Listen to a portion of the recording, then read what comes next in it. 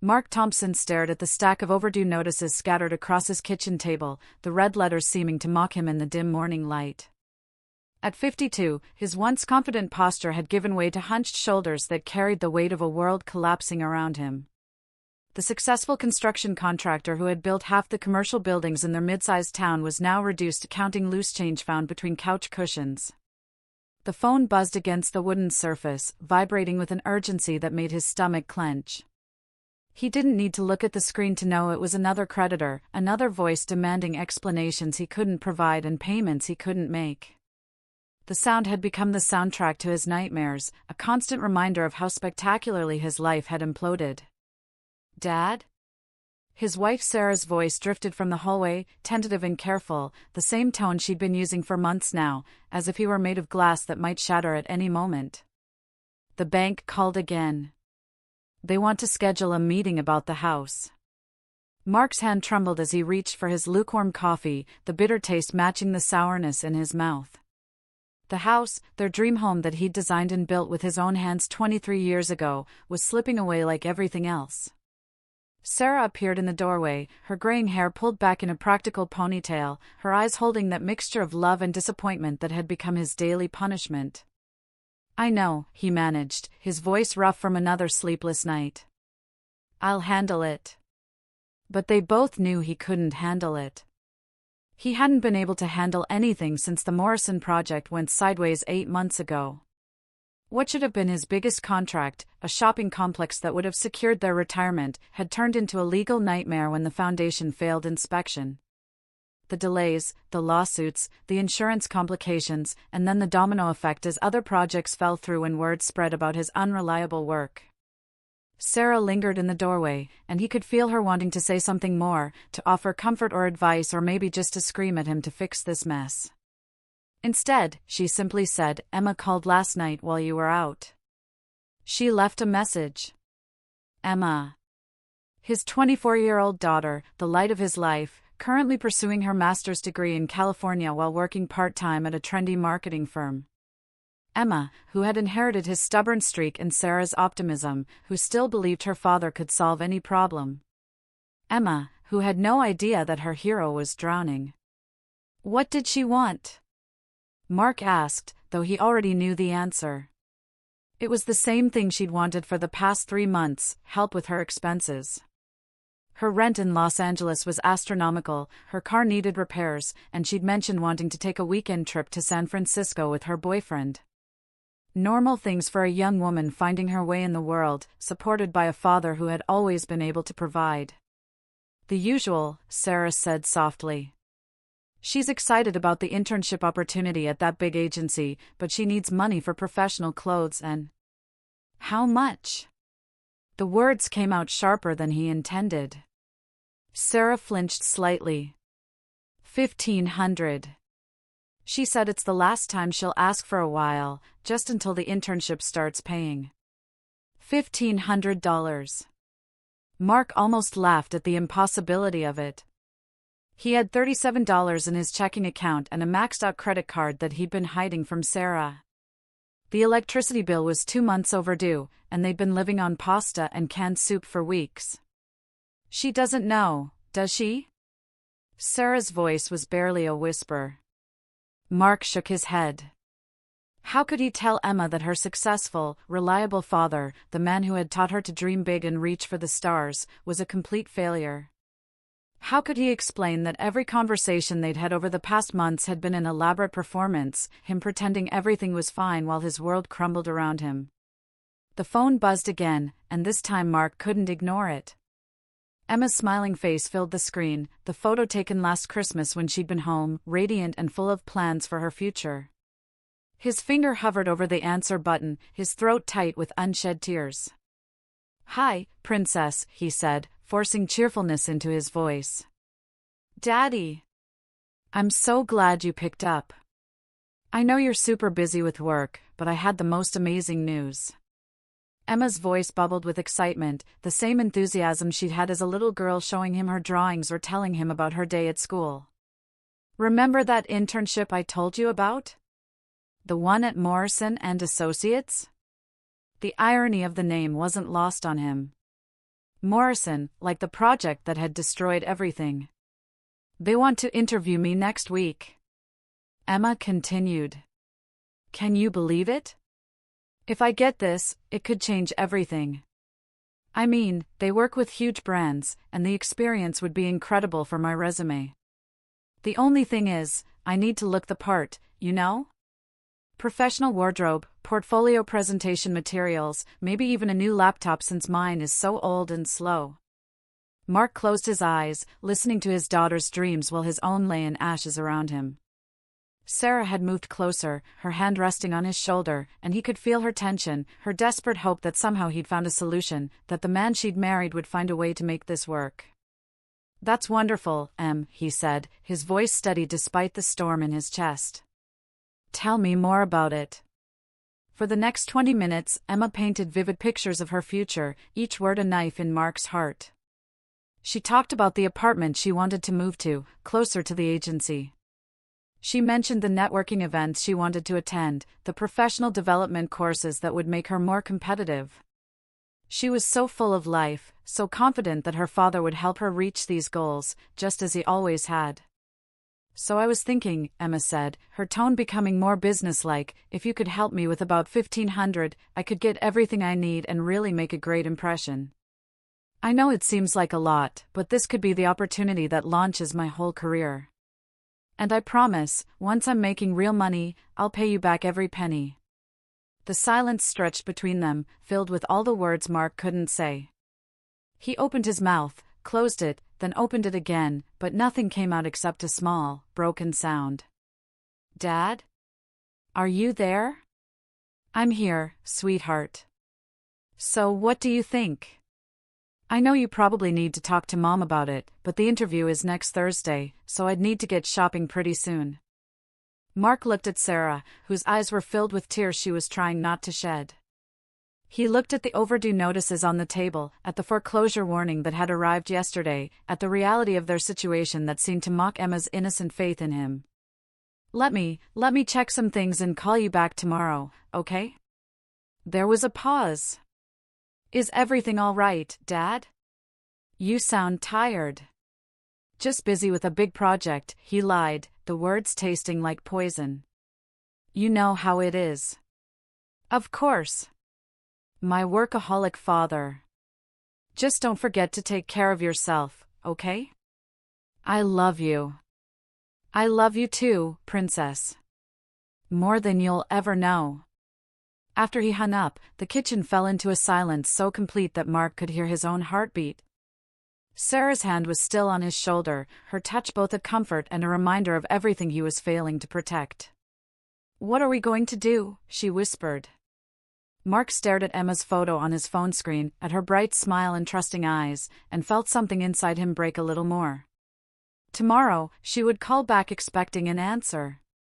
Tomorrow, he would have to choose between destroying his daughter's dreams or admitting the truth that would shatter the image she had of him. As he sat there surrounded by the debris of his failures, Mark Thompson began to wonder if there might be a third option, one that would spare Emma the pain of knowing what her father had become, even if it destroyed him completely. The phone buzzed again with another creditor's call, and Mark realized he was running out of time for any choice at all. Mark spent the night pacing the small confines of his home office, surrounded by blueprints of projects that would never be built and contracts that had become worthless paper. The digital clock on his desk mocked him with its steady progression toward dawn, toward the moment when Emma would expect his call with an answer he didn't have. Sarah had given up trying to coax him to bed around midnight, leaving him alone with his torment. Every time he closed his eyes, he saw Emma's face from their video call last month, bright with excitement as she showed him her tiny Los Angeles apartment, pointing out the window with the partial ocean view that justified the astronomical rent. She'd been so proud, so grateful for his support, calling him her hero dad who made her dreams possible. The irony burned like acid in his throat. Hero dad. The man currently Googling how to sell plasma for money at 3 a.m. His laptop screen glowed with the evidence of his desperation, search results for quick loans, cash advances, anything that might conjure $1,500 from thin air. Each website promised easy money, but the fine print revealed interest rates that would only deepen his grave. He'd already exhausted every legitimate option. The business accounts were empty, the equipment sold or repossessed, and his credit rating had fallen faster than his self-respect. The phone rang at exactly 8 a.m., Emma's scheduled callback time. She'd always been punctual, a trait that had served her well in school and now in her budding career. Another quality he'd been proud to nurture, now turned into a weapon against his procrastination. "Morning, Daddy."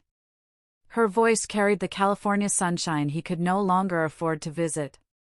"I couldn't sleep last night. I kept thinking about the interview and how amazing this opportunity is. I even dreamed about it." Mark forced himself to smile, knowing she could hear it in his voice. "That's wonderful, sweetheart. Tell me about the dream." "Oh, it was so vivid. I was in this gorgeous corner office, working on campaigns for major brands, and you and Mom were there for the opening of some exhibition my team had created." She paused, and he could picture her bouncing slightly on her feet, the way she'd done as a child when excited. "It felt so real, like a glimpse of my future." "I know that sounds silly, but—" "It doesn't sound silly at all," Mark interrupted, his heart breaking with each word. "Dreams are just goals your subconscious is working on." He'd told her that when she was 12 and worried about a school presentation. Now the wisdom felt hollow, another lie in an increasingly complicated web of deception. "Exactly. You always know the right thing to say." Emma's voice softened with affection. "So, did you and Mom have a chance to talk about the money? I found this amazing blazer online, and there's a boutique downtown that specializes in professional wear for young women. The stylist there said she could put together a complete wardrobe that would make me look polished and confident." Mark's free hand clenched into a fist. A stylist. Professional wardrobe. The language of a world where $1,500 was an investment rather than an impossibility. Emma lived in that world because he'd worked 16-hour days for 2 decades to ensure she never had to worry about money the way he had growing up. "Dad? You're being awfully quiet." "Just thinking," he managed. "You know me, always analyzing the details. That's why you're so successful. Mom always says you can solve any problem if you just think about it long enough." Successful. The word hit him like a physical blow. Sarah must still be protecting his image, probably hoping he'd find some miraculous solution before the truth became unavoidable. How long could they maintain this charade? "Emma, I need to ask you something," Mark said slowly, buying time he didn't have. "This internship, is it paid?" "Well, not initially. It's more about the experience and networking opportunities. But the woman I spoke with hinted that if I perform well, there might be a permanent position available after I graduate. The salary would be incredible, we're talking 6 figures within a few years." 6 figures. Mark remembered when that number had seemed achievable, back when his construction company was landing contracts and his reputation was built on reliability rather than ruins. Now it sounded like a fantasy, as impossible as flying to the moon. "And your current job?" he pressed. "The marketing firm?" "Oh, that's just part-time, you know? It covers my basic expenses, but not much more. LA is so expensive, and I want to save money for after graduation." She paused. "Dad, is something wrong? You sound different." The question hung in the air like a loaded gun. This was his chance to tell her the truth, to explain that her hero father was drowning in debt and couldn't afford to buy groceries, let alone fund her professional wardrobe. But looking around his office, at the family photos where Emma beamed at him with complete trust, at her college graduation picture where she'd mouthed thank you to him across the crowd, he couldn't destroy that faith. "Just tired, princess. Big project deadline coming up." Another lie. Another brick in the wall separating him from his daughter. "You work too hard," Emma scolded gently. "But that's one of the things I admire about you. You never give up, never back down from a challenge. That's the attitude I'm trying to channel for this interview. Never give up. Never back down." Mark almost laughed at the cruel irony. If only she knew how much he wanted to give up, how many nights he'd considered backing down from everything and everyone. So about the money, Emma continued, I was thinking if $1,500 is too much at once, maybe you could transfer it in 2 payments? Like $1,000 now and $500 next week? That way I could start shopping for the essentials and add pieces as needed. The casual way she restructured the request, trying to make it easier for him, only twisted the knife deeper. She was being considerate, thoughtful, all the qualities he'd taught her, while he sat surrounded by foreclosure notices and overdue bills. Mark's other phone, the one creditors used to reach him, buzzed with a text message. He glanced at it and felt his stomach drop. The bank was scheduling the final foreclosure meeting for next Friday. 1 week after Emma's interview, his house would officially begin the process of being taken away. Dad? The connection seems spotty. Did you hear what I said about splitting the payment? I heard you. His voice sounded strange to his own ears, distant and hollow. Let me call you back in a couple of hours, okay? I need to move some money around. Move some money around. As if he were a wizard capable of creating wealth from thin air rather than a broken man staring into an empty bank account. Of course. I know you're busy. Thank you so much, Daddy. I love you more than words can say. I love you too, Em. After hanging up, Mark sat in the silence of his office, staring at the photos on his desk. Emma at 5, gap-toothed and grinning, wearing the hard hat he'd given her during Take Your Daughter to Work Day. Emma at 16, rolling her eyes at his overprotective questions about her first date. Emma at 21, accepting her college diploma while he and Sarah cheered from the audience, tears streaming down their faces with pride.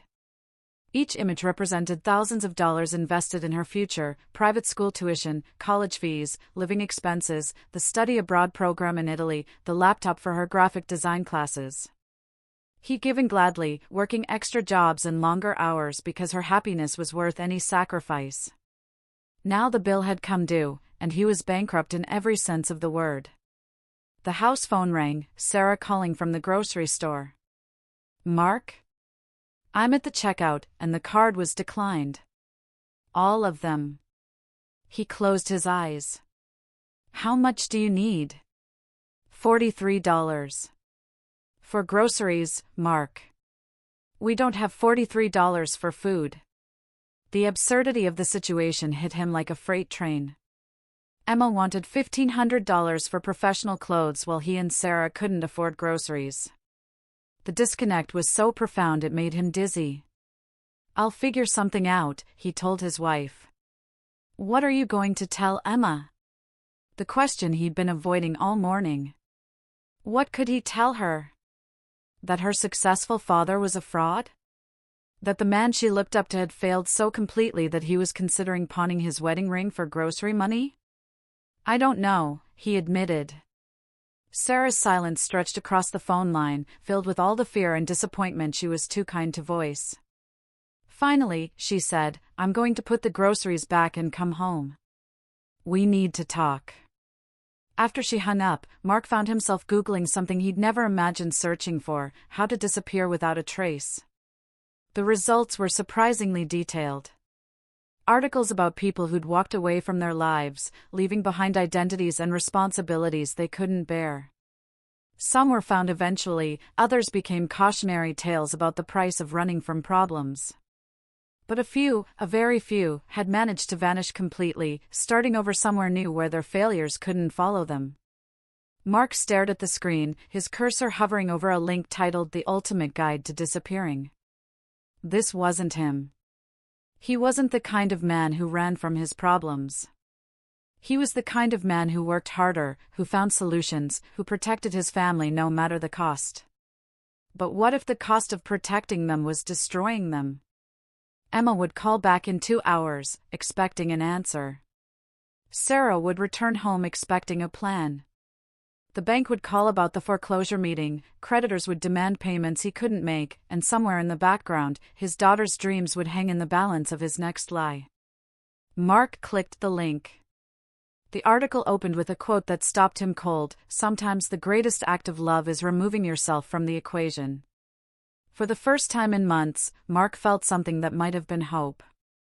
It was twisted and dark and filled with implications that terrified him, but it was something other than despair.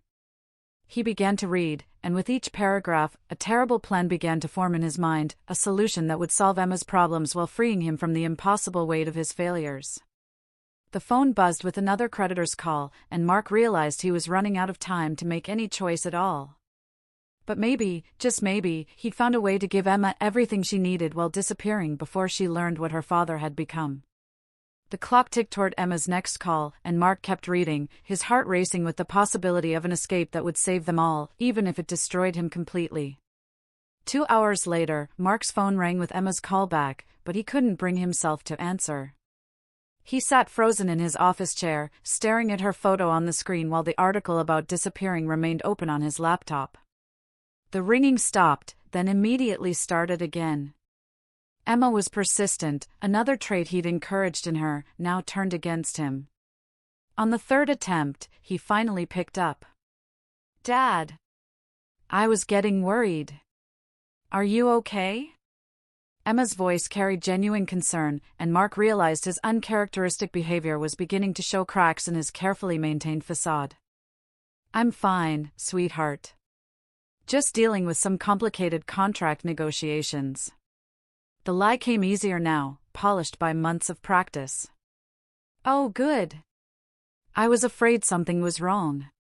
So, about the money transfer, I actually found an even better deal on a complete professional wardrobe package.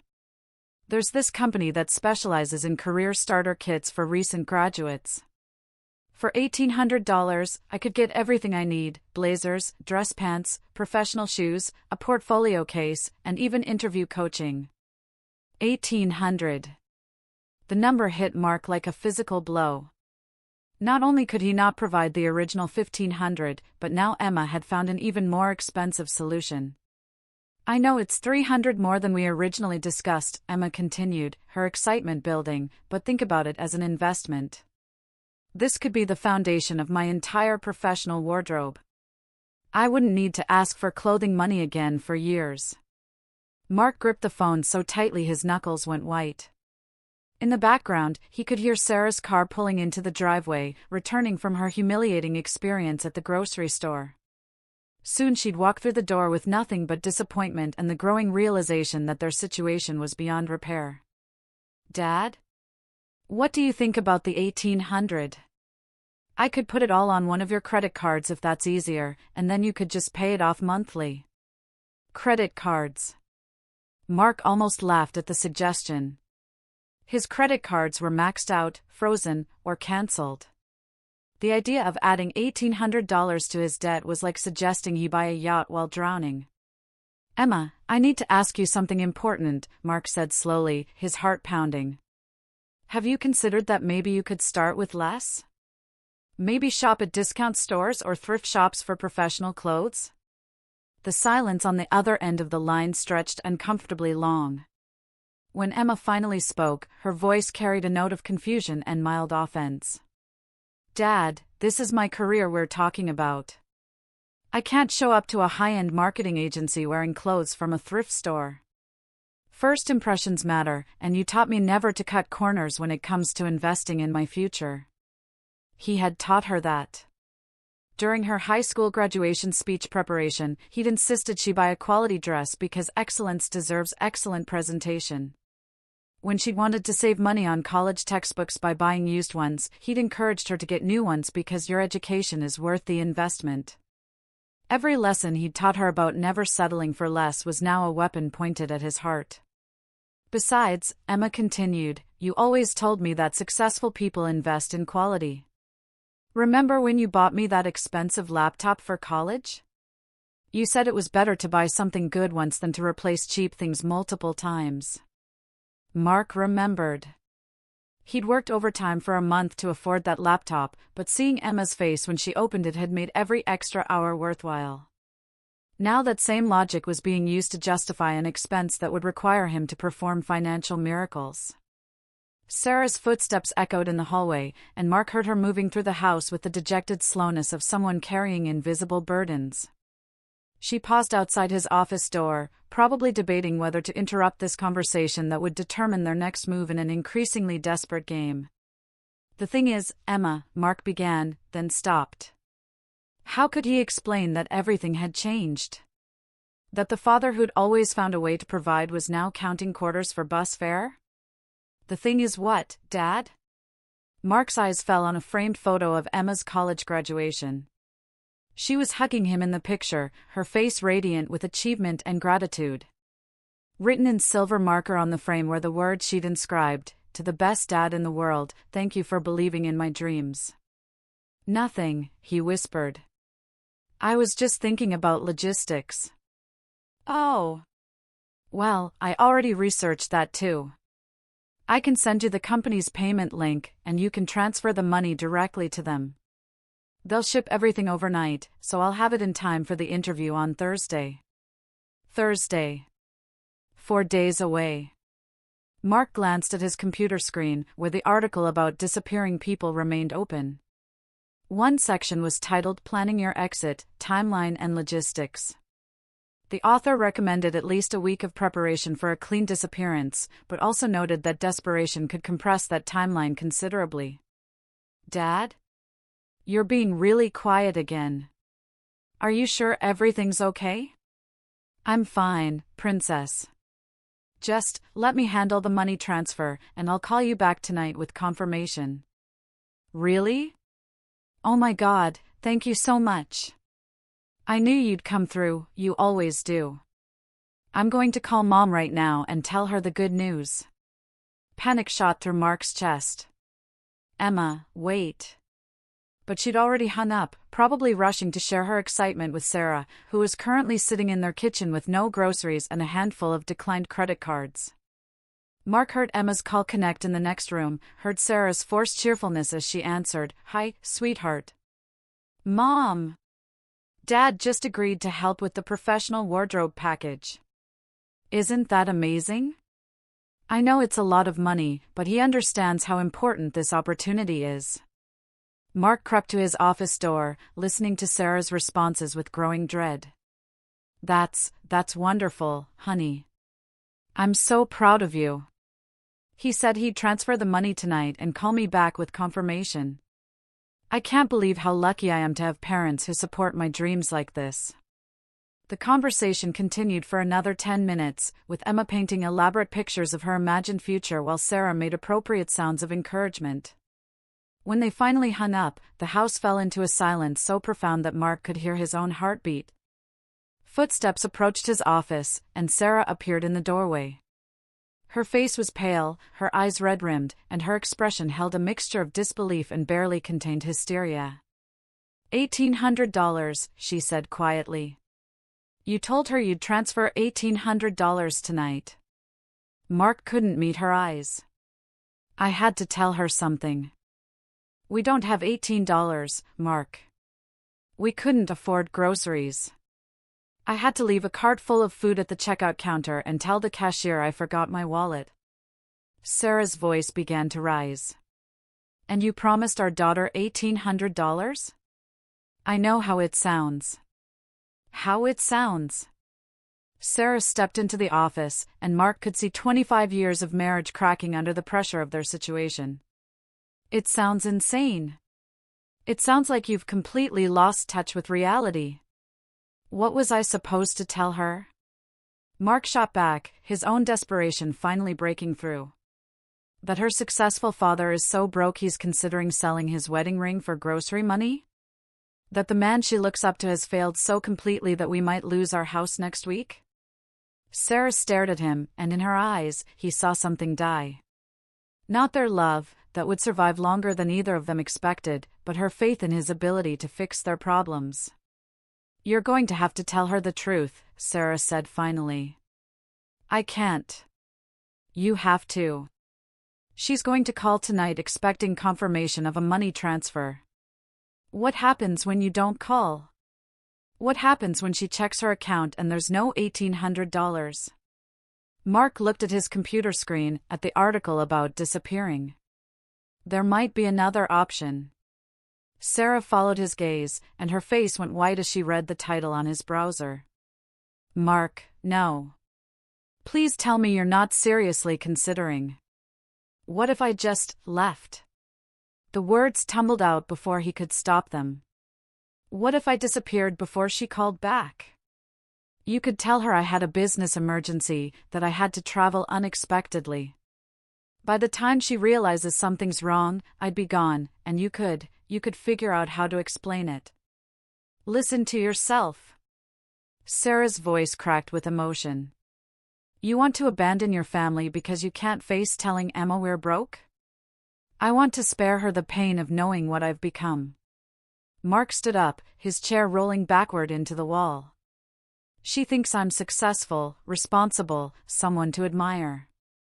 If she learns the truth, it'll destroy her image of me. It'll make her question everything I ever taught her about working hard and achieving goals.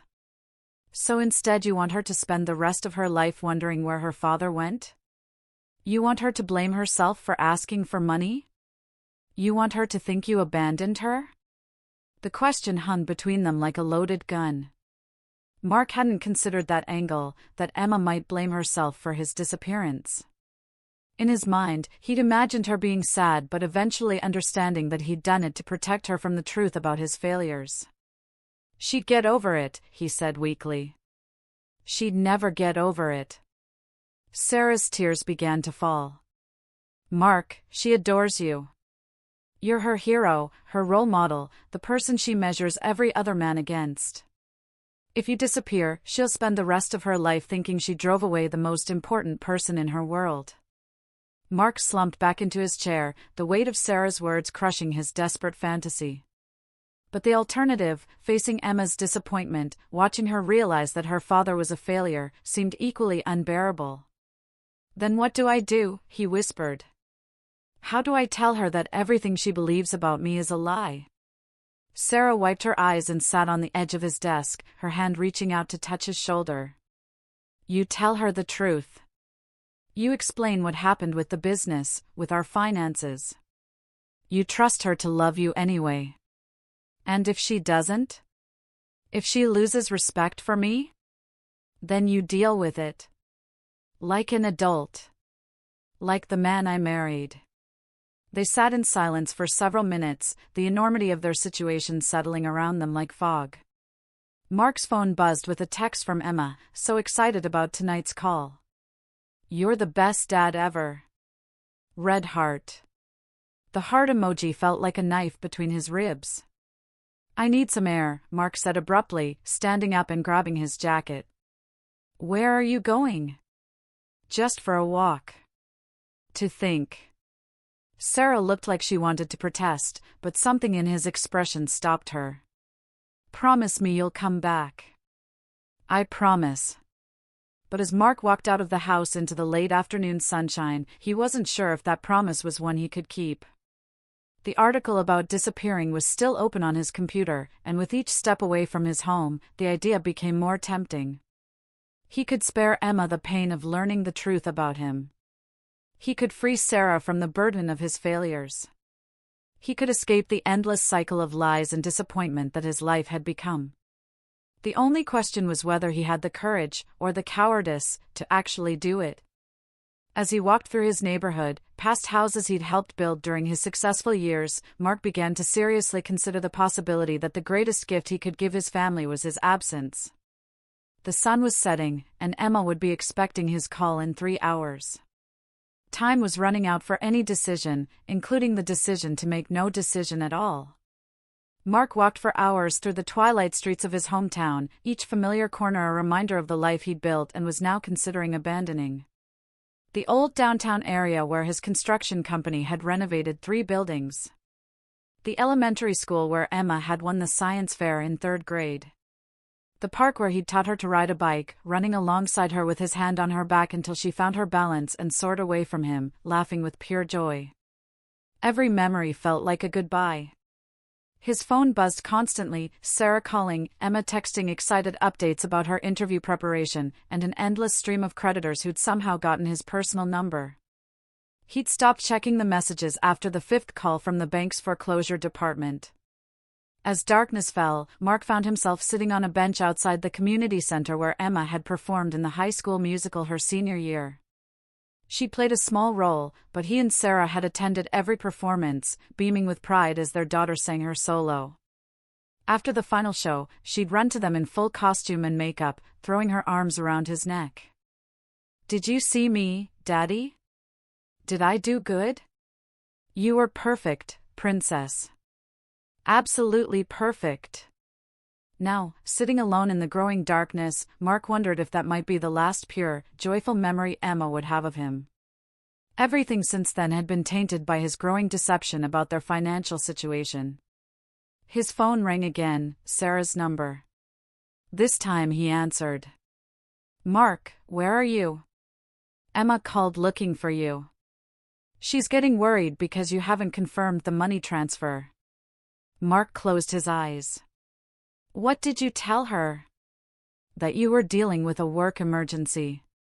But she's persistent, you know that. She wants to talk to you directly."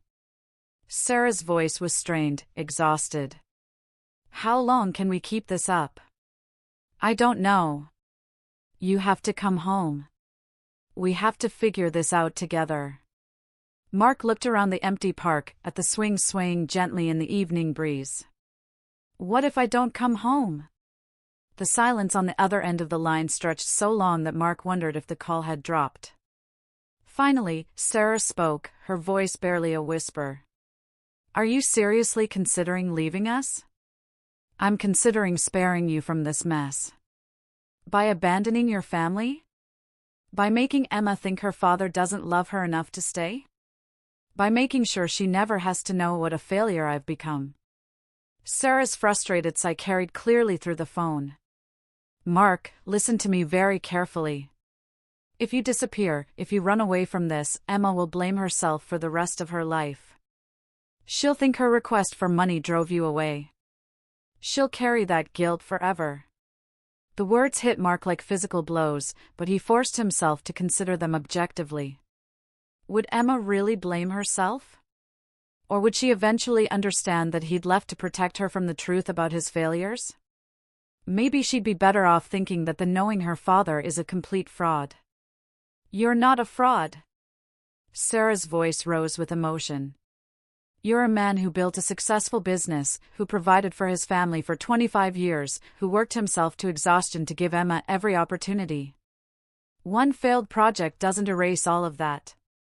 One failed project that destroyed everything else. One failed project that's going to cost us our house, our savings, our reputation.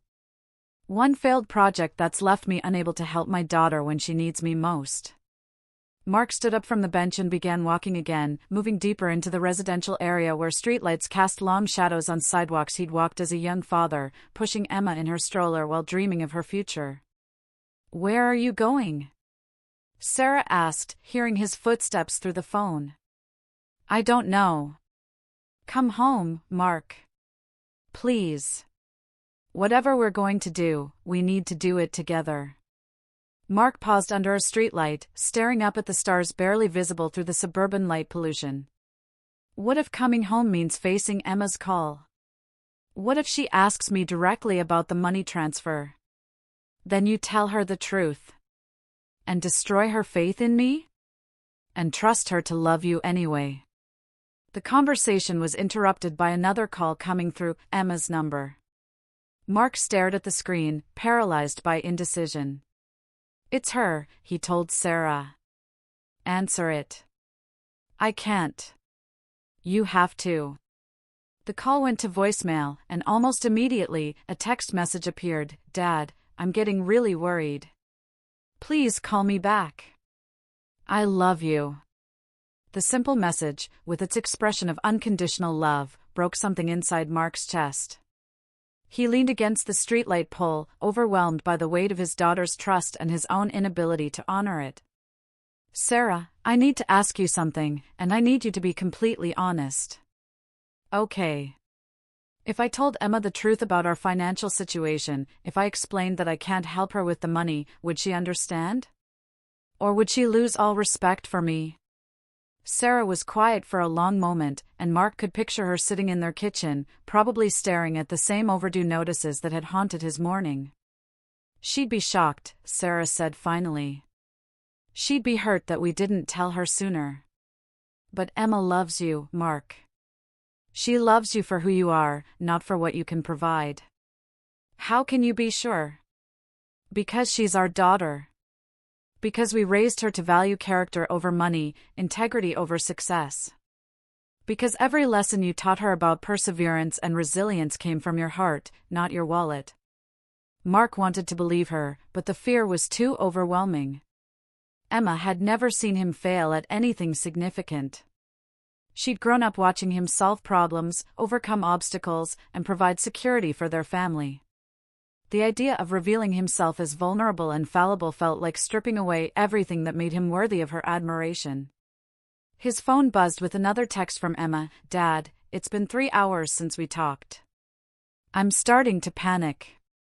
Please just let me know you're okay." "She's texting again," Mark told Sarah. "What does it say?"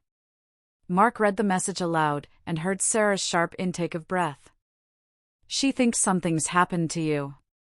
Mark, you have to call her back." "And tell her what?" "The truth. All of it. That the business failed, that we're broke, that you can't help with the money. That you love her enough to be honest instead of making promises you can't keep."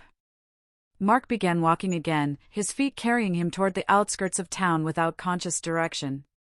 The houses became smaller and farther apart, the streetlights less frequent. He was walking away from everything familiar, and the symbolism wasn't lost on him. "What if I just kept walking?" he said into the phone. "What do you mean? What if I just disappeared tonight? Left my phone somewhere for you to find, so you'd know it wasn't an accident? You could tell Emma I had some kind of breakdown, that I needed time to get help. She'd worry, but she wouldn't blame herself." "Mark, no. Please don't do this. Think about it, Sarah. If I'm gone, you could file for divorce, claim you had no knowledge of the business debts. You could protect the house, maybe qualify for assistance as a single mother. Emma could finish school without worrying about our problems. And what about you? What happens to you in this fantasy?" Mark hadn't thought that far ahead. In his imagination, his disappearance solved everyone else's problems, but he'd given little consideration to his own future. "I'd figure something out. Start over somewhere else. With no money, no identification that couldn't be traced, no job prospects?" "Mark, you're not thinking clearly." But he was thinking clearly, perhaps more clearly than he had in months. The fantasy of disappearing was becoming more concrete with each step away from home. He could hitchhike to another state, find work under a false name, send anonymous money orders to help with Emma's expenses once he got back on his feet. "Mark, listen to me." Sarah's voice carried a note of desperation. "Emma is going to call again in the next few minutes. She's scared something's happened to you. If you don't answer, she's going to start calling hospitals, police stations. Is that what you want? Your daughter panicking, thinking you're dead or injured?" The image of Emma frantically calling emergency rooms, her voice breaking as she described her missing father, stopped Mark in his tracks. He stood on a dark street corner, suddenly aware that he'd walked more than 2 miles from home without realizing it. "I don't know what to do," he admitted, his voice cracking with emotion. "Come home. Face this with me. We'll call Emma together and figure out how to explain everything. What if she hates me? She won't. What if she loses respect for me? Then we'll deal with that too. But Mark, the alternative is worse. The alternative is her spending the rest of her life wondering why her father abandoned her." Mark's phone buzzed with an incoming call. Emma again. This time, he answered without thinking. "Dad. Oh my God, I've been so worried. Where have you been? Her relief was so palpable that Mark felt tears spring to his eyes. I'm sorry, sweetheart. I had to step out for a while. I thought something terrible had happened. You never go this long without returning my calls. Emma's voice was shaky with residual fear. Are you okay? You sound different. Mark looked around at the unfamiliar street, at the dark houses where families were probably sitting down to dinner or helping children with homework, normal families dealing with normal problems. I'm fine, princess. Just dealing with some complications. With the money transfer? Is there a problem with the bank? The question hung in the air between them, loaded with implications. This was his moment of truth, the fork in the road where he had to choose between continued deception and devastating honesty. Emma, I need to tell you something important. Okay. You're kind of scaring me, but okay. Mark closed his eyes and took a deep breath. The words that came next would either begin the process of rebuilding their relationship on honest ground or destroy his daughter's faith in him forever. The thing is, sweetheart, there have been some significant changes with the business lately. What kind of changes? Mark opened his mouth to continue, but found himself unable to speak. The weight of Emma's trust, the memory of her excited voice discussing her dreams, the knowledge that his next words would shatter her perception of him, it was too much.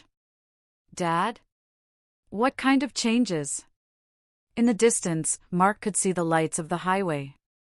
Cars traveling to destinations unknown, carrying people toward new beginnings or back to responsibilities they couldn't escape. The metaphor was almost too obvious. I'll call you back in a few minutes, he said abruptly. I need to get somewhere with better reception. Dad, wait. But Mark had already hung up, standing alone on a dark street corner with the most important decision of his life stretching out before him like an unlit road. Mark stood at the highway entrance ramp, watching cars disappear into the darkness like shooting stars carrying wishes he'd never make. His phone had been buzzing nonstop for the past 20 minutes, Sarah calling, Emma calling, even a few numbers he didn't recognize. Word was spreading that something was wrong, that Mark Thompson had gone missing on the night he was supposed to transfer money for his daughter's career dreams. He turned off the ringer, but the screen continued to light up with each incoming call, a strobe of panic and concern that illuminated his face in the darkness. Each flash reminded him of people who cared about him, people who were probably worried sick, people whose lives he was about to abandon for what he told himself were noble reasons. The walk to the highway had taken him through neighborhoods he'd helped build during his company's prime years. Thompson construction signs had once dotted these developments like proud flags marking his territory of success. Now those same streets felt like a mockery, monuments to a prosperity that had evaporated like morning mist. A semi-truck rumbled past, its red taillights disappearing around a bend, and Mark felt a pull toward that anonymous darkness. He could flag down the next truck, spin some story about a family emergency in another state, and be gone before dawn. Sarah would find his phone wherever he left it, maybe with a note explaining that he needed time to think, to figure things out. Emma would worry, but eventually she'd understand that sometimes people needed space to heal. At least, that's what he told himself. His phone lit up again, Emma's face smiling from the screen, the photo taken last Christmas when everything still seemed possible. Mark let it go to voicemail, then immediately felt guilty when he saw the notification, new voicemail from Emma. Despite his better judgment, he played the message. Dad, I don't know what's happening, but you're really scaring me. The call cut out, and now you're not answering. I talked to Mom, and she said you went for a walk hours ago. It's almost 10 o'clock. I know you said there were complications with the business, and if that means you can't help with the money right now, that's okay. I can figure something else out. I just need to know you're safe. Please, please call me back. I love you so much. The message hit Mark like a physical blow. Emma's voice had cracked with genuine fear and worry, but also with something else, understanding. She'd said the money didn't matter, that she could figure something else out. For a moment, Mark felt a flutter of hope that maybe, just maybe, he could go home and explain everything without losing his daughter's respect. But then his phone buzzed with a text message that shattered that fragile hope. "Dad, I just had an idea. If there are business complications, maybe I could apply for a quick loan for the wardrobe money? I found a student loan company that does emergency career funding. The interest rate is pretty high, but it would be worth it for this opportunity. I could handle the payments once I get the internship. What do you think?"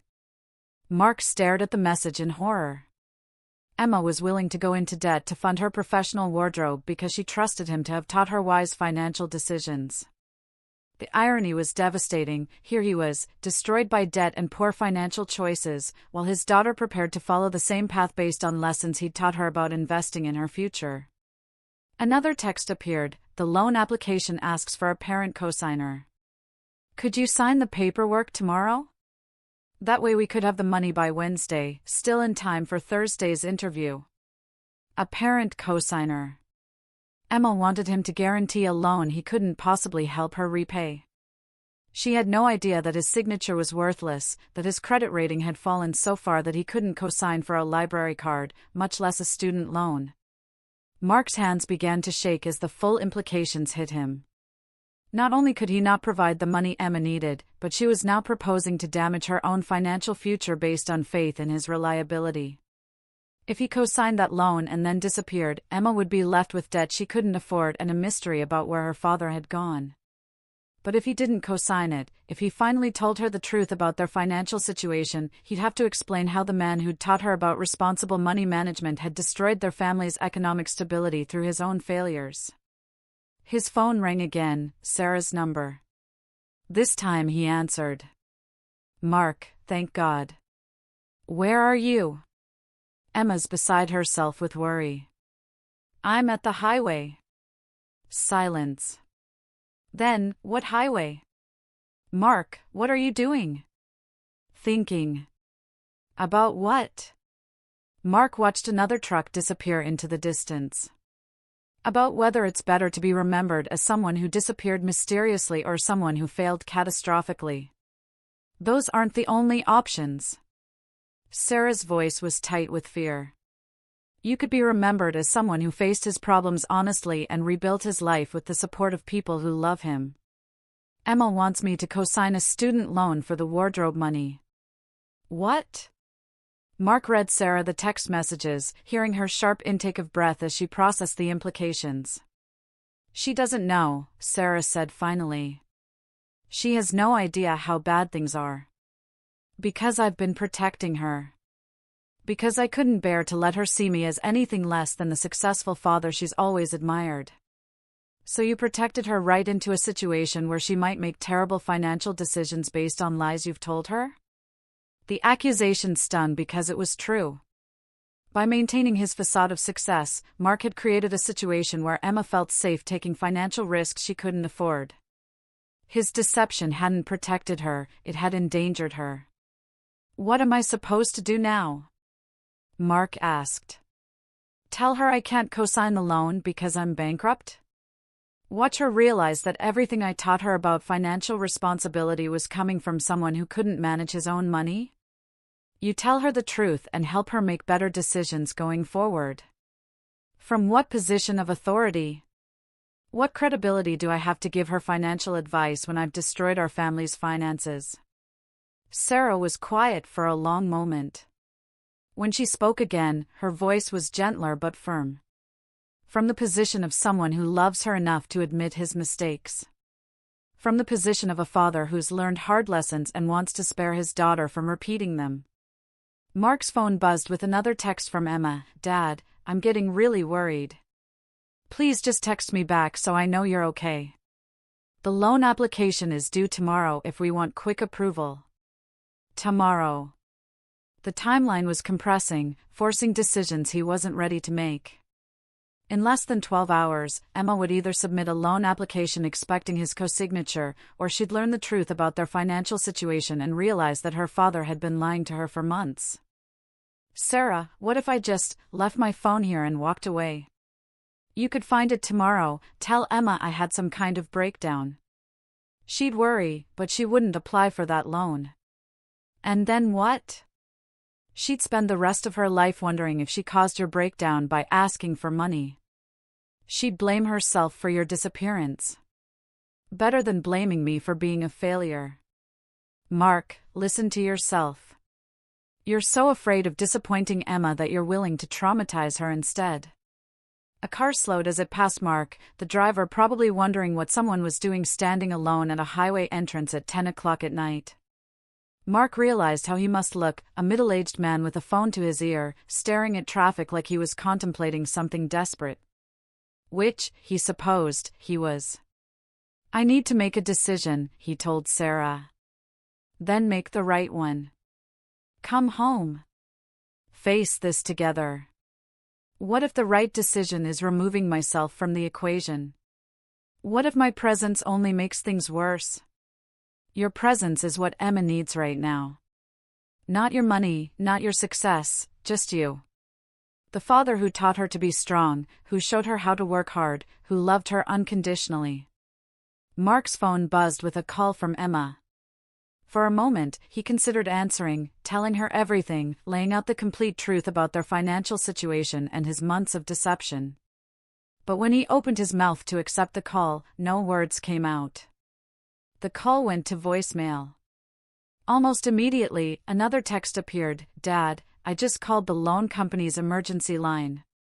They said if we can get the cosigner paperwork submitted by midnight, they can have the money in my account by tomorrow afternoon. I know it's late, but could you meet me online to sign the documents? This could really save my entire future. Midnight. 3 hours away. Emma was pushing forward with a plan that would entangle her in debt she couldn't afford, based on faith in a father who was currently standing at a highway entrance contemplating disappearing forever. Sarah, she wants to submit the loan paperwork tonight. Then you need to stop her. Right now. How? By telling her the truth. By calling her back and explaining everything. Mark looked at his phone, at Emma's smiling face on the screensaver, at the loving messages that expressed such complete faith in his ability to solve her problems.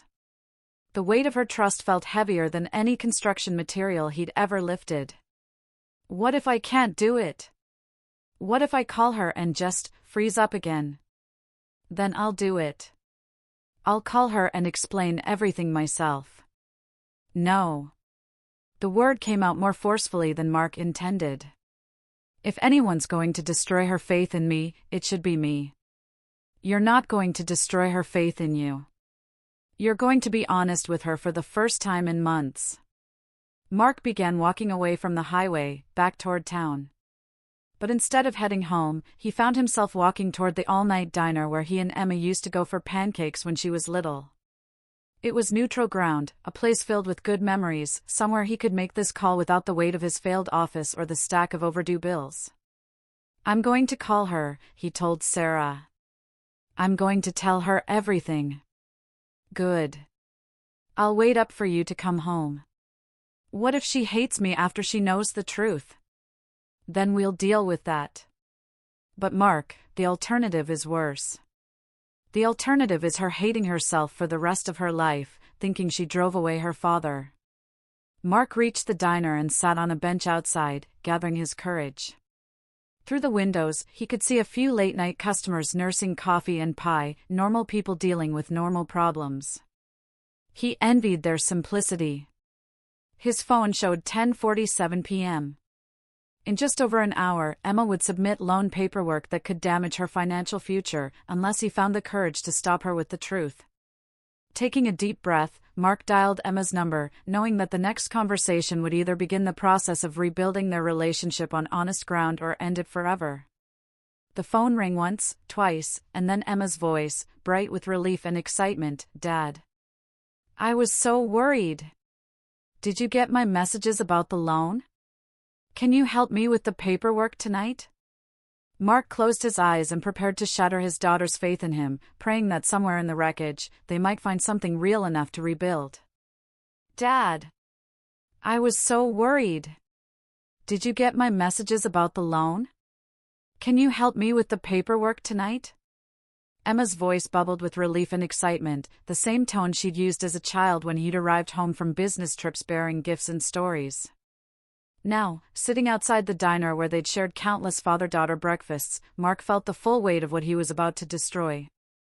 Emma, I need you to sit down. I'm already sitting. I'm at my laptop, actually, with the loan application pulled up. The website is really user-friendly, I just need to enter your information for the cosigner section. Mark's stomach clenched. She was literally moments away from entering information that would reveal his financial ruin, assuming she had a creditworthy father to guarantee her debt. Princess, before you do anything with that application, I need to tell you something very important. The excitement in Emma's voice dimmed slightly. Is this about the business complications you mentioned earlier? Dad, whatever it is, we can work through it. Maybe the loan is actually a better solution anyway, this way you don't have to worry about the money, and I can build my own credit history. Each word was a knife twist. Emma was trying to make things easier for him, completely unaware that she was proposing to chain herself to debt. Mark accepted the coffee gratefully and noticed that Sarah was holding what looked like an official letter. More bad news? Actually, maybe not. Sarah sat down and opened the envelope. It's from the mortgage company. They're offering a loan modification program. If we can demonstrate steady income and agree to extended terms, they might allow us to keep the house. What kind of steady income? Doesn't specify an amount, but it has to be verifiable and sustainable. Do you think there's any chance of finding work? Mark had been avoiding that question for days, paralyzed by the combination of legal complications from the Morrison project and his damaged reputation in the local construction industry. But Emma's courage in facing her interview with honesty and authenticity had sparked something in him. I need to make some calls. For the next 3 hours, Mark worked through his contact list, reaching out to former colleagues, subcontractors, and even competitors. The conversations were humbling. Many people had heard about his business failure and legal troubles. Some were sympathetic but couldn't offer employment. Others were blunt about not wanting to associate with his problems. But the 15th call, to Jake Morrison, ironically, a cousin of the client whose project had destroyed Mark's business, yielded unexpected results. Mark! I heard about what happened with the shopping center project. What a nightmare. That's putting it mildly. Jake, I'm calling because I need work. Any kind of work. I know my reputation is damaged, but I'm a good craftsman and I show up reliably. Funny you should call. I just landed a contract for a series of small residential renovations, but I'm short-handed.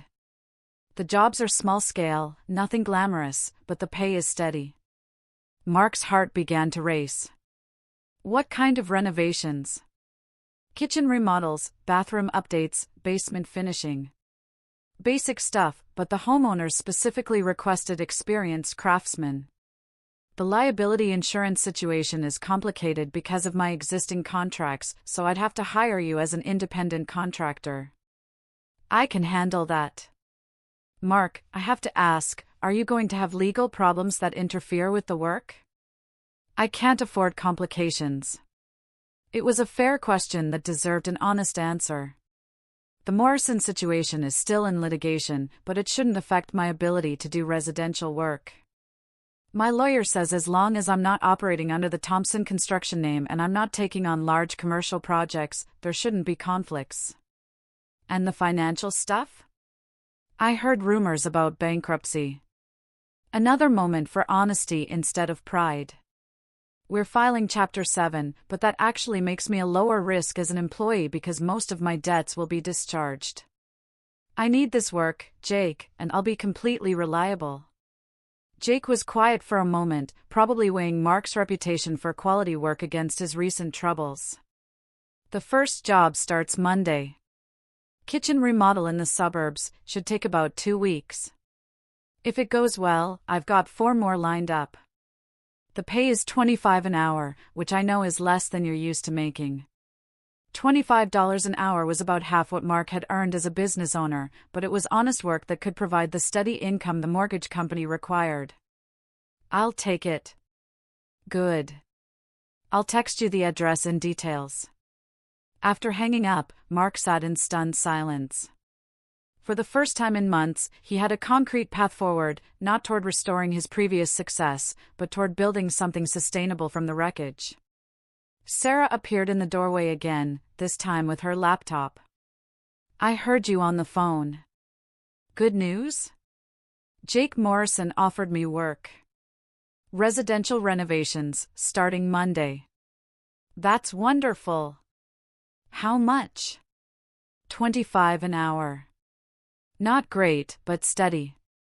Sarah's face lit up with the first genuine smile Mark had seen in weeks. That might be enough for the loan modification. If we can demonstrate consistent income for a few months, we might be able to keep the house. It's a long shot. Even with steady work, we'll be paying off debt for years. But we'll be paying it off together, in our own home, with honest income. The word honest resonated deeply. Mark realized that his new job represented more than just financial survival. It was a chance to rebuild his life on a foundation of truth rather than pretense. His phone buzzed with a text from Emma. Interview went great. They were impressed by my authenticity and my ability to articulate how challenges have shaped my perspective. Second interview next week. Mark showed the message to Sarah, who beamed with pride. She's going to be fine, Sarah said. Better than fine. She's going to be stronger because of everything that's happened. Even though I almost destroyed her trust in me? Trust can be rebuilt, Mark. It takes time and consistency, but it can be rebuilt. The question is whether you're committed to doing the work. Mark thought about Emma's interview, about her decision to be authentic rather than trying to project false success. He thought about his conversation with Jake, about admitting his problems instead of hiding them. He thought about the months of lies that had nearly cost him everything that mattered. I'm committed to rebuilding Emma's trust, to being honest about our situation, to doing whatever work I can find to support our family. Even if the work isn't glamorous? Even if we're not financially comfortable for years? Even then. I'd rather be an honest laborer than a successful fraud. Sarah moved closer and took his hand, the first affectionate gesture she'd made in weeks. That's the man I married. Not the successful businessman, not the provider who could solve every problem, but the man with integrity who faces challenges head-on. They spent the afternoon walking through their neighborhood, Emma marveling at how different everything looked through her adult eyes. The houses seemed smaller, the distances shorter, the whole environment less intimidating than it had felt when she was growing up dreaming of escape to bigger cities and more exciting opportunities. It's funny, she said as they paused at the park where Mark had taught her to ride a bike. I used to think success meant getting as far away from here as possible. Now I realize that the values I learned here, the ones you and Mom taught me, are what made me successful in Los Angeles. What kind of values? Work ethic. Treating people with respect regardless of their position. Understanding that setbacks are temporary if you don't give up. The importance of being honest, even when it's difficult. Mark felt a surge of pride mixed with irony. Emma was crediting him with teaching her honesty, the very quality he'd abandoned when she needed it most. I almost lost sight of those values myself, he said. But you found them again. That's what matters. That evening, Sarah prepared Emma's favorite dinner while Mark grilled hamburgers on their back patio. The scene was domestic and simple, the kind of family gathering they'd taken for granted before financial crisis had threatened to tear them apart. Dad, can I ask you something? Emma said as they sat down to eat. Of course. Do you ever regret not disappearing that night? When you were walking toward the highway? The question surprised Mark. They'd discussed his moment of considering abandonment in therapy sessions, but Emma had never asked about it so directly. Why do you ask? Because I think about it sometimes. About how close I came to losing you, not to death or distance, but to your own shame and fear. About how you almost chose to protect your image over staying with your family. Mark set down his fork, considering how to answer honestly without reopening old wounds. I regret that I ever thought disappearing was a solution. I regret that I was so afraid of your disappointment that I almost chose to traumatize you instead. But I'm grateful that I didn't follow through, because this past year has taught me that facing problems together is always better than running away alone. Emma nodded thoughtfully. At work, I counsel clients who are facing business failures or reputation crises. I always tell them that the cover-up is usually worse than the original problem, that transparency and authenticity are the only sustainable paths forward. Where did you learn that wisdom? From watching you almost destroy everything by trying to hide your problems, then rebuild everything by being honest about them. After dinner, they sat on the front porch as the sun set, watching neighbors walk their dogs and children ride bicycles in the gathering dusk. It was the kind of peaceful domestic scene that Mark had once taken for granted, then nearly lost, and now treasured as the most valuable success he could imagine. Emma, I need to tell you something, Mark said. Okay. I know I've apologized for lying to you, and I know we've worked through most of the trust issues. But I need you to understand that you saved my life by calling me back that night. If you hadn't reached out, if you hadn't been brave enough to push for the truth, I might have made the worst mistake of my life. Emma was quiet for a long moment, watching a young father teach his daughter to ride a scooter across the street. I was scared, she said finally. When you disappeared for those hours, when you sounded so strange on the phone, I was terrified that something terrible was happening. But I was also angry that you thought I was too weak to handle whatever was wrong. You weren't weak. You were stronger than I was. I had to be. Someone in our family needed to stay rational and focused on solutions instead of getting lost in shame and fear. The observation stung slightly, but Mark recognized its truth.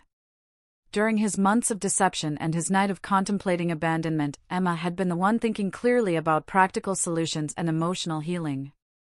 You get that strength from your mother, Mark said. I get it from both of you. Mom's steady compassion and your work ethic and determination. The combination made me someone who can face problems head-on instead of running away. Sarah joined them on the porch with 3 cups of coffee, settling into the rhythm of family conversation that had been missing for so long.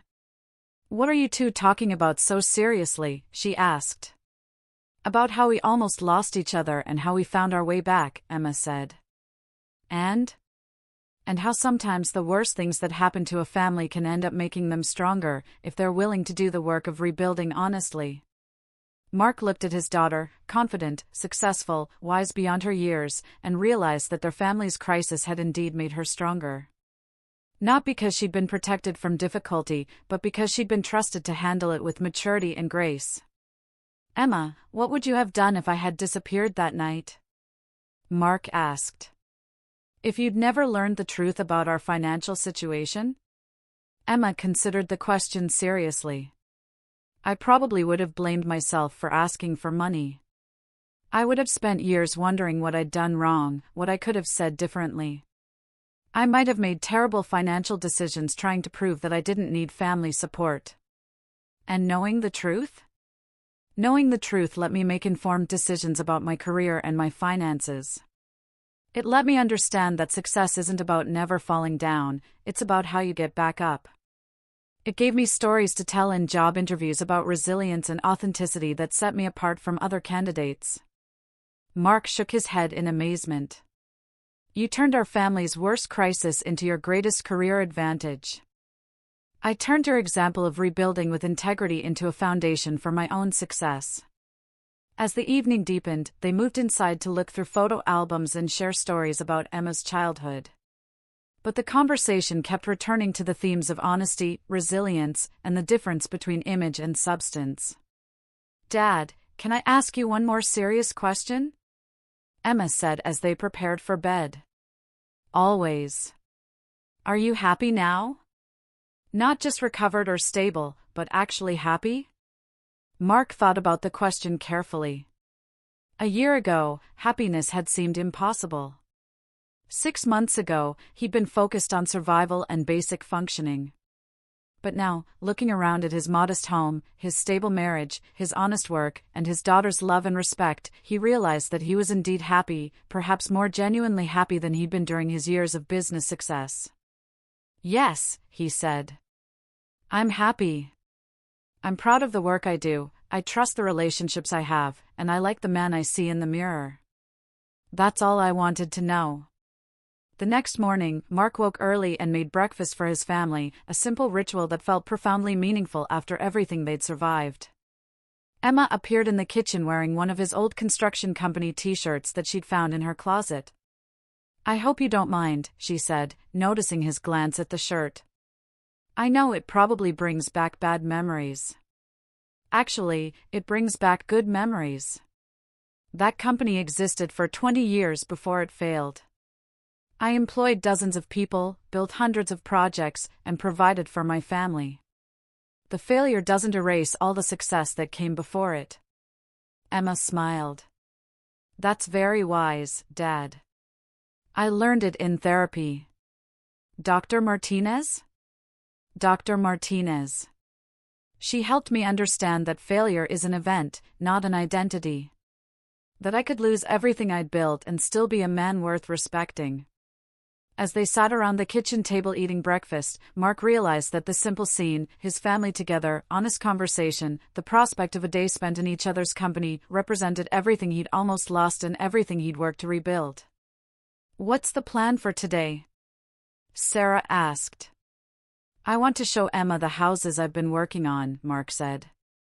"If she's interested." "I'd love that. I want to see what you're building now." They spent the day touring Mark's recent projects, kitchen renovations, bathroom upgrades, basement finishing work. At each house, Mark introduced Emma to the homeowners, who invariably praised his craftsmanship and reliability. Emma watched her father interact with clients, noting his genuine interest in their stories and his pride in his work. "This is different from when you ran your own company," Emma observed as they drove between job sites. "How so?" "You seem more present.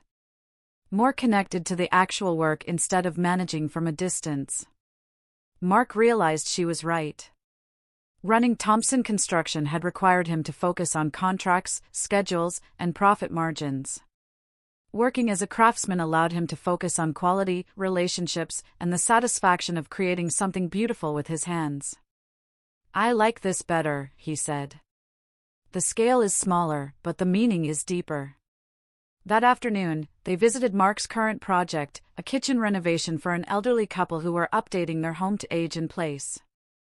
Emma watched her father install custom cabinets with meticulous care, explaining his choices to the homeowners and ensuring every detail met their needs. "Your father is an artist," Mrs. Rodriguez told Emma. "He doesn't just build things, he creates spaces that make families happy." Later, as they drove home, Emma was unusually quiet. "What are you thinking about?" Mark asked. "About how you found your way back to who you really are. Not the successful businessman or the failed contractor, but the craftsman who takes pride in doing good work for good people." "Is that who I really am?" "I think so. I think the years of running a big company made you lose sight of why you became a builder in the first place. This crisis forced you to rediscover your core identity." That evening, as Emma prepared to fly back to Los Angeles the next morning, the three of them sat on the front porch again, reluctant to let the weekend end. "I'm proud of you, Dad," Emma said suddenly. "Not just for surviving everything that happened, but for how you chose to rebuild.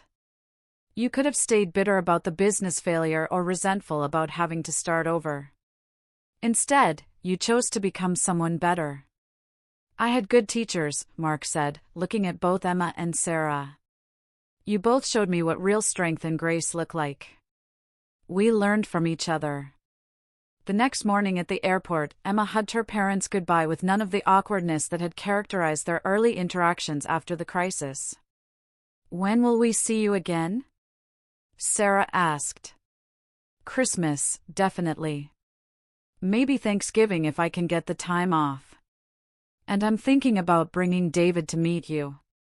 We'd love that." Emma turned to Mark last.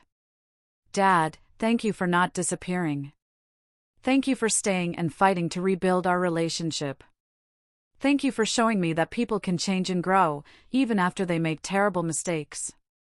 Thank you for giving me the chance to prove that I could do better. That's what families do. We give each other chances to grow. As Emma walked toward the security gate, she turned back one more time. Dad, remember what you taught me about setbacks being setups for comebacks? I remember. This was our comeback year. All of us. Driving home from the airport, Mark and Sarah were quiet, processing the emotional weight of the weekend. Finally, Sarah spoke. She's really forgiven you, hasn't she? More than forgiven me. She's proud of me. Not for what I achieved, but for how I handled failure and rebuilt from it. Are you proud of yourself? Mark considered the question as they pulled into their driveway. A year ago, he'd been so consumed by shame that he'd contemplated abandoning his family. Now he was a man who worked honest days, came home to a wife who trusted him, and had earned back his daughter's respect through consistent behavior rather than impressive achievements. Yes, he said. I'm proud of the man I've become. That night, as Mark and Sarah prepared for bed in their modest home that they'd almost lost, Mark reflected on the journey from his lowest point to this moment of quiet contentment. He thought about the night he'd stood at the highway entrance, contemplating disappearing rather than facing Emma's disappointment. He thought about the phone call where he'd finally told her the truth, and her angry but necessary response. He thought about the months of rebuilding trust through therapy, honest work, and consistent behavior. Most of all, he thought about Emma's words, "This was our comeback year." She was right. They'd lost almost everything: money, house equity, business reputation, trust in each other. But in rebuilding from that loss, they found something more valuable than any of those things: a family relationship based on truth rather than pretense, love based on character rather than achievement, and success measured by integrity rather than income. As Mark drifted off to sleep, he realized that his moment of almost disappearing had led to the most important discovery of his life, that the people who truly love you will love you through failure and beyond it, as long as you're brave enough to let them. The man who'd once been too proud to admit bankruptcy was now prouder of his honesty than he'd ever been of his business success. The father who'd thought love required perfection had learned that love actually required authenticity. And the family that had almost been destroyed by secrets had been made stronger by the truth. Outside his window, the same stars that had witnessed his darkest night now shone down on a man who'd found his way home, not to a place, but to himself, and to the people who loved him not despite his failures, but because of how he'd chosen to rise from them. Mark Thompson had finally learned the difference between success and worth, between image and substance, between protecting people from the truth and trusting them with it. And in that learning, he'd found the only kind of success that truly mattered: being a man his daughter could be proud to call her father, exactly as he was.